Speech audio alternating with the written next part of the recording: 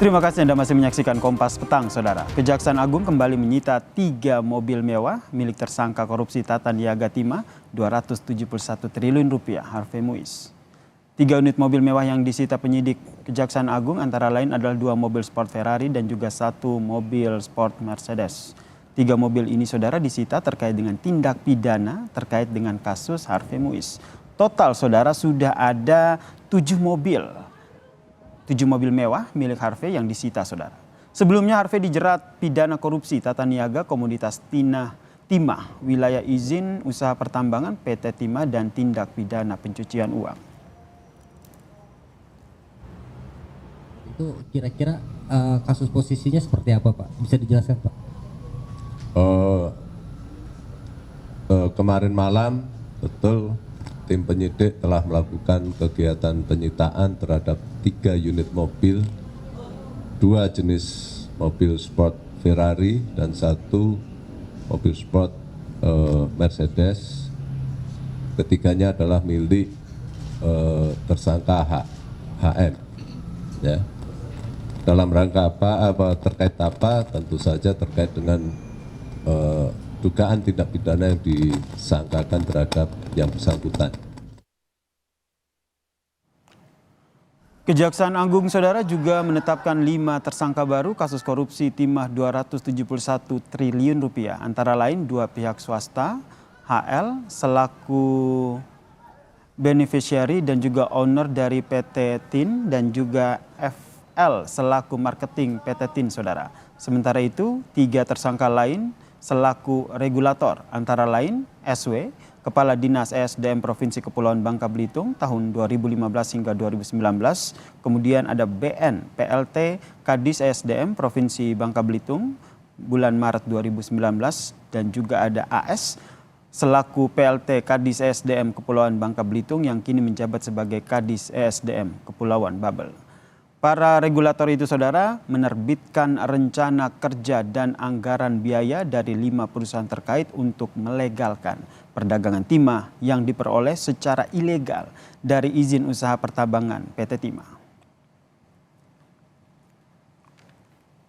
Bahwa Saudara SW, BN, dan AS masing-masing selaku Kepala Dinas dan selaku PLT Kepala Dinas ESDM Provinsi Kepulauan Bangka Belitung telah dengan sengaja menerbitkan dan menyetujui RKAB dari perusahaan smelter PT RBT, PT SBS, PT SIP, PT TIN, dan CV VIP. Di mana kita ketahui RKAB tersebut diterbitkan meskipun tidak memenuhi syarat, melainkan sekedar untuk melegalkan aktivitas perdagangan timah yang diperoleh secara ilegal di wilayah IUP PT Timah. Kejaksaan Agung telah menetapkan 5 tersangka baru dan kembali menyita mobil mewah milik Harvey Muiz, Saudara, pengusaha sekaligus suami pesohor Sandra Dewi, dalam kasus korupsi timah 271 triliun rupiah. Lalu bagaimana membaca alur pengungkapan kasus ini dan bagaimana dengan pengejaran aktor utama di balik kasus korupsi timah? Kita perbincangkan dengan pakar tindak pidana pencucian uang, Bu Yenti Ganarsi, yang telah bergabung bersama kami di Kompas Petang. Salam sehat, Bu Yenti. Salam sehat, selamat sore. Selamat sore, Bu Yenti. Ini terus dilakukan penyelidikan, tidak hanya ada tersangka baru, tapi kita fokus ke penyitaan mobil. Ini ada totalnya ada 7 mobil. Anda melihatnya seperti apa dalam kaitannya dengan kasus TPPU yang menjerat Harvey Muiz ini? Ya kan ini kasus pertamanya adalah korupsi kan ya, korupsi termasuk ini tadi disebutkan korupsi karena memberikan perizinan, belum lagi nanti korupsi yang lainnya berkaitan dengan tata niaga timah tersebut. Nah, dari hasil korupsi itu dan dibelikan apa, ya kan? Nah, ini yang 7 mobil ini kalau menggunakan TPPU artinya apa? 7 mobil ini dibeli dari uang hasil korupsi, uang hasil selama pengelolaan PT Timah ini kan sudah agak beberapa lama kan? Nah, itu jadi bukan hanya mobil ya. Jadi gini, itu kan disebutkan bahwa akibat yang ditimbulkan 271 triliun. Ya, tapi belum dihitung semua.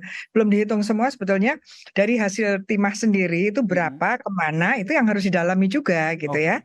Nah, dari situ baru apakah 7 mobil ini juga dari itu kan? Selain 7 mobil dari mana lagi? Kemudian waktu itu kan ada pembelian apa private jet, gitu kan ya harus dilihat, itu kan dilihat semuanya. Tapi begini. Kan pasti ya, kalau akibat kerugiannya saja yang ditimbulkan 271 triliun, pasti ada uang, pergerakan uang juga banyak sekali. Artinya apa? 7 mobil itu nggak ada apa-apanya dibandingkan itu. Jadi harus lebih lebih di apa lebih dikuatkan lagi dalam melacak hasil kejahatan itu kemana saja, dan tentu saja uang-uang itu masih ada apa tidak gitu. Ini sebenarnya menjadi pertanyaan saya selanjutnya, Bu Yenti, karena dari jumlah total dampak kerugian aja ini gede banget kan, 271 triliun. Ini 7 mobil, kalau dihitung-hitung kan juga nilainya masih belum sebanding begitu. Nah, pelacakan yang dilakukan oleh Kejaksaan Agung saat ini nanti akan merambat ke aset-aset lain, itu yang pertama. Kedua, apakah juga akan merambat ke pihak-pihak lain yang ternyata mereka juga terlibat loh dalam kasus ini? Iya, kita kan lihat ya. Jadi nanti kan ini tersangkanya kan dari 16 sudah tambah 5 ya, 21 Jadi ya. 21, betul. 21. Nah, 21. Ini kan masing-masing didekati dengan pendalaman pada 21 orang itu, dan juga dari 21 orang itu pernah ada transaksi atau hubungan-hubungan dengan orang-orang lain apa tidak, itu harusnya sudah PPATK sudah memberikan datanya itu kepada kejaksaan gitu kan. Jadi uang-uang yang diterima dari 21 orang ini ngalirnya ke siapa saja. Nah, pada mereka lah. Jadi jangan hanya kepada hanya mobil gitu ya, pada barang-barang yang dibeli saja, tetapi juga yang diberikan kepada siapa. Karena orang-orang itu yang mungkin tidak terlibat korupsi PT Timahnya, itu kemungkinan terlibatnya adalah menerima hasil korupsi dari tata niaga timah yang ilegal ini, sehingga mereka itu yang menerima adalah bisa kita kenakan tindak pidana pencucian uang pasif gitu. Ini sangat penting, iya. Bu Yenti sendiri melihat ini sudah sejauh mana sih ini Kejaksaan Agung mengusut kasus korupsi timah dengan total dampak kerugian 271 T ini, Bu Yenti? Ya, kalau orangnya kan sudah banyak ya, 21 ya. Ada 21. Kan ya, tetapi gini, sekarang ini paradigma pemberantasan korupsi, penjeraan pelaku tindak pidana korupsi itu tidak cukup kalau hanya menggunakan undang-undang korupsi saja, tetapi juga menggunakan undang-undang TPPU. Artinya apa? Artinya kita harus membuat korupsi-korupsi ini bisa ditekan dan kemudian tidak menjadi pelaku lagi, atau orang lain juga melakukan, dengan cara siapapun yang menikmati hasil korupsi itu juga ditekankan untuk diterapkan dengan TPPU. Dan termasuk orang yang mengalirkan itu kan kena TPPU aktif ya. Tapi untuk Indonesia TPPU pasif itu masih sangat jarang diterapkan. Itu penting karena TPPU pasif ini dalam artian mereka yang menerima, begitu ya? Iya, menerima. Dan itu juga sebenarnya harus diusut begitu oleh kejaksaan menurut Anda? Sangat.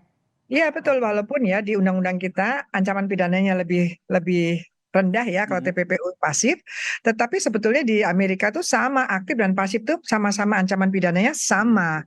Artinya apa? Mereka berdua tuh sama-sama berbahaya untuk tidak terungkapnya kejahatan ini atau untuk tidak bisa dirampasnya kembali hasil kejahatan korupsi ini gitu.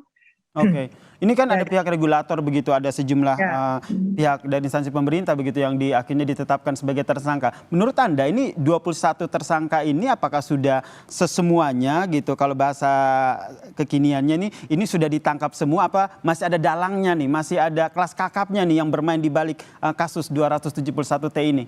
Menurut Anda? Bisa jadi masih ada yang lebih tingginya gitu ya, bisa ada, dan juga bisa jadi mereka yang 21 itu hanya lebih pada level korupsinya. Oke. Korupsi dan kemudian mengalirkan. Mereka yang eksekutor begitu ya? Yang melakukan korupsi, terlibat dengan korupsi timahnya. Padahal kita mau kejar hasil korupsi itu dengan menerapkan TPPU, yaitu ketika mereka mengalirkan itu kemana? Ketika mereka mengalirkan, mereka berarti dapat mendapatkan, kalau terbukti, punishment-nya 2, yaitu dia kejahatan korupsi dan mengalirkan uang. Dan jangan lupa orang-orang yang menerima aliran dana itu penting sekali. Itu penting karena mereka meskipun mungkin tidak terlibat korupsinya, tetapi mereka menikmati hasil korupsinya, dan itu mereka adalah TPPU pasif. Dan itu penting sekali. Jadi kalau memang ya ini menarik nih Mbak Yanti ini mengusut siapa yang menerima. Ini kalau kita lihat kan nggak mungkin serta-merta diterima, diberikan aja, pasti ada deal-dealan tertentu. Kalau dari kacamata Bu Yanti nih biasanya yang menerima tuh dari pihak-pihak mana saja?